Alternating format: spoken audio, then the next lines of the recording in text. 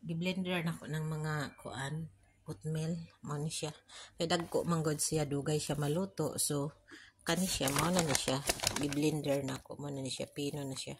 So pwede ra siya lutoon sa microwave. Wa man ko kuan.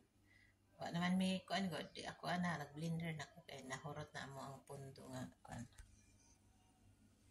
Duha ni siya kabag kay ako amang i-stack ra siya. Kay kahurot sa isa kabag, blender na pod. So mo nang ako ara tingubon. Tingob-tingobon ra na ko na siya pagbuhat.